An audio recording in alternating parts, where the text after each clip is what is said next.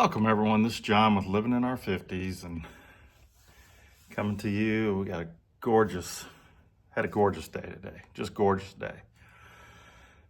I'm looking out towards the west as the sun starts to kind of come down over there to the trees.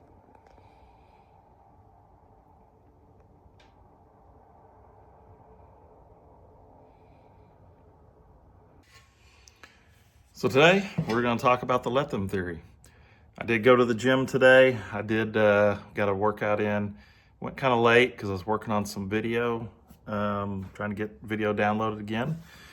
Got some more done. Talked to an old friend on the phone. Man, I sure miss him because in the video we used to go to on vacation together, at least for a couple of years. Anyhow, we went to Red River to ski during spring break. And yeah, they used to live right down the street from us, so I was just checking in with them and got some not so good news from them, but you know, at least now I know how to pray, right? Have you ever helped someone so much that you realize they weren't actually getting any better? That's chapter 16. The more you rescue, the more they sink. You know, that was a hard lesson for me to learn with the homeless. The more I'd rush in to provide what they thought they needed, the more it just brought them down, and it started to callous my heart, if you will. Because the more sometimes you help, you're hurting. Chapter 16, the more you rescue, the more they sink. And chapter 17 answers the question we're all thinking. If I'm not supposed to rescue, then how do I help? So chapter 16, the more you rescue, the more they sink. Shall I say it again? Chapter 16, the more you rescue, the more they sink. Okay? I'll keep saying it if I need to. But when we constantly fix their mistakes, solve their problems, bail them out, and make excuses for them, we remove consequences, ownership, and growth. Struggle builds strength. Without struggle, there's no transformation. Now, the struggle part is actually good.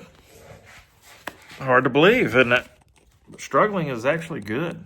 It helps us to grow, helps us to realize what we need and not what we want. So let me lead in with that. All right. So if you've got someone that you're constantly having to help with finances, I've been there. I'm the one. My mom used to always help me, and it never helped. Okay, it never taught me responsibility, and I still struggle with it because of that, I think. But I say that because I want you to understand that there is better for them by them struggling through the consequences, okay? So they've got to come to that realization that they need a better paying job, more money to pay for it, or cut back on expenses. You know, you either need more money or less expenses. You got to let them take ownership of the situation they're in. Struggle builds strength. Without struggle, there's no transformation. So, as I'm working out in the gym, as I struggle with that weight, or the running, if you will, on the treadmill, because today, it was a struggle. So, yeah, I want y'all to understand. Sometimes, well, all the time, struggle is good. Struggling all the time may not be that great, but it's not comfortable. But you've got to struggle in order to grow. So why do we try to help folks? Why do we rush in to help them? Why do we rescue? Because we don't like to see people struggle. Being honest, we just don't like to see people struggle. It triggers our anxiety. Trying to get that sunset in there. There it is. We want to feel needed. Sometimes it gives us control. Sometimes it makes us feel important. This applies at every age, okay? Parents with adult kids. Spouses over functioning. Friends always saving someone. Even workplace dynamics. Have you ever saved someone that was probably about to lose their job? You know, you helped them out, and then they wound up losing their job anyhow. They didn't learn the lesson. They went on and lost another job. The hard truth, y'all. Rescuing feels loving, but it often creates dependency. And dependency slowly erodes confidence. So think about that. Think about how that can be true. Rescuing feels loving, right? But it often creates dependency. So they become dependent upon you, and dependency slowly erodes confidence because they can't do things on their own. They always depend on you. The difference between saving and supporting: saving says, move over, I'll handle it. Where supporting says, I believe you can handle this. I'm here if you need guidance. You want me to say it again? I can say it again. The difference between saving and supporting. Saving says, move over, I'll handle it. Where supporting says, I believe you can handle it, or handle this. I'm here if you need guidance. Saving removes power, support builds it. Saving removes power, support builds it. 5 practical ways to support the right way. Ask questions instead of giving answers. What do you think you should do? How do you want to handle this? Got a nail's been bothering me for days.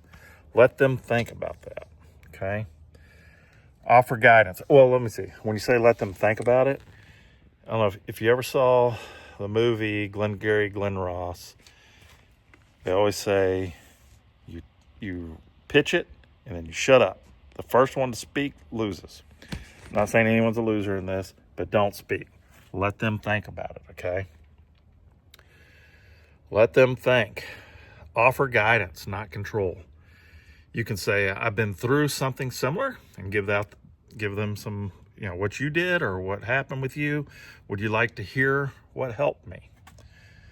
That invites, it does not impose. Would you like to hear what helped me? Now they're giving you permission to speak. Let natural consequences happen. This is the hardest one, okay, y'all? But growth often happens on the other side of discomfort. Growth often happens on the other side of discomfort. Encourage responsibility. Support growth, not avoidance. Instead of, I'll fix it, try, what's your next step? Stay present without taking over. Support means listening, encouraging, being steady, but not stepping into the driver's seat. Personal application. You got to give some type of application that's helped you in the past, some struggle that you've had that helped when you came out on the other end, how much better you were. My arm is hurting after lifting today, holding this phone. I probably should have just not done a walk and talk today, I guess. We'll see. Man, go set the phone over here on Ben's Jungle Gym and just let it record me. But yeah, give a personal, experience that you've had that helped you. That's the best way. Yeah, there goes Cope.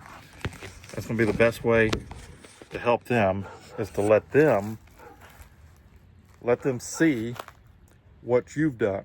Okay, present that to them.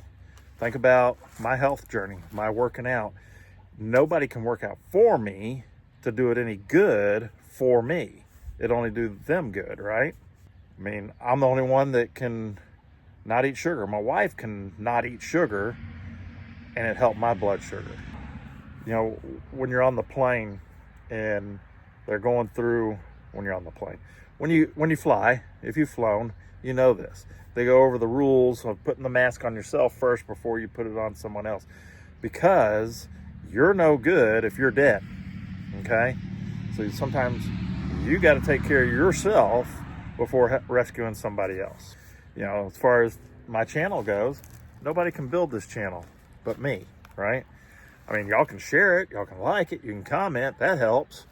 So there's a little bit of a way that you can help. We all need support, don't we? We really do. We all do need support in some form or fashion. But we also need ownership. We've got to own our own situation. All right. So in closing, all right, this is kind of what I want to talk about here.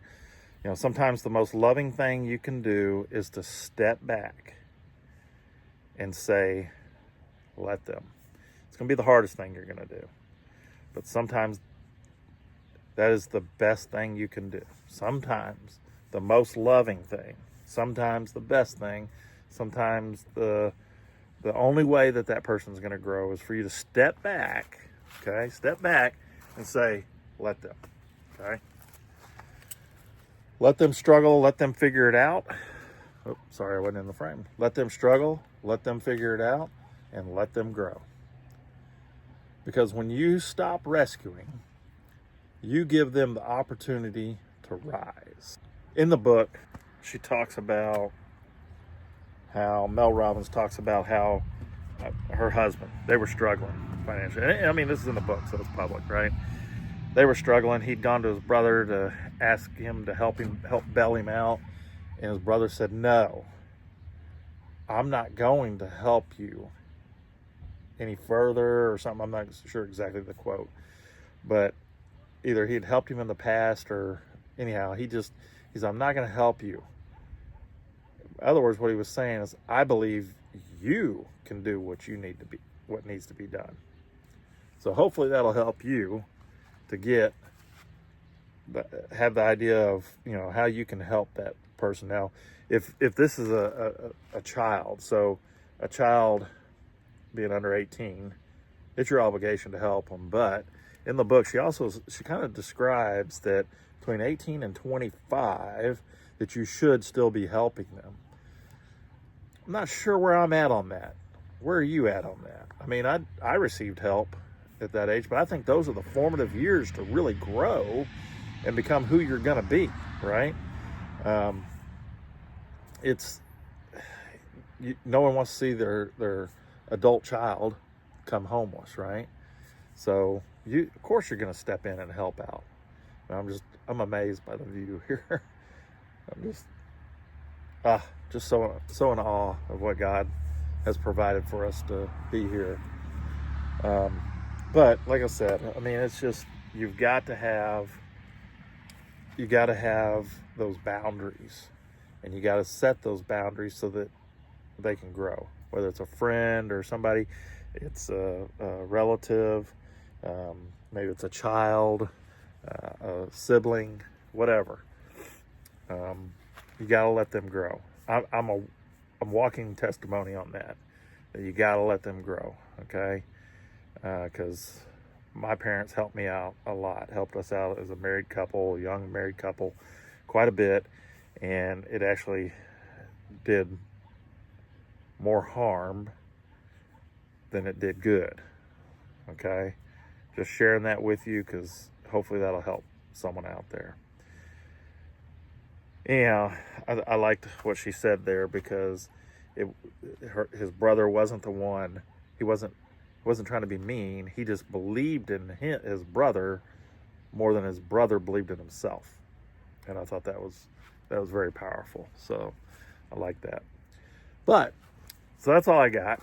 That's all I want to talk about today. Hopefully this helps you in some way. Love this sunset.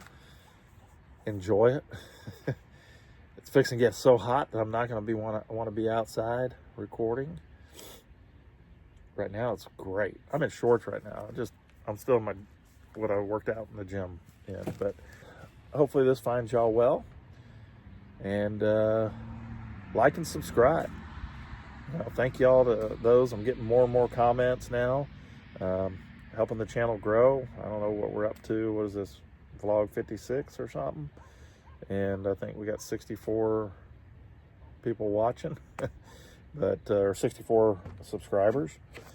But hey, I didn't do this to blow up the channel. I did this to help folks who are isolated at home, number one. because once Adam died, I saw a lot of comments of people say, what am I going to do now? Adam brought such joy, and I want to try to bring some joy, but I'm trying to also bring some, that's why I don't do this all the time, a book report. I'm always, trying to change it up, and next week I'll have a little bit more extra stuff to kind of share, I think, because we're going to be out of town for 3 days, so we'll see how that goes.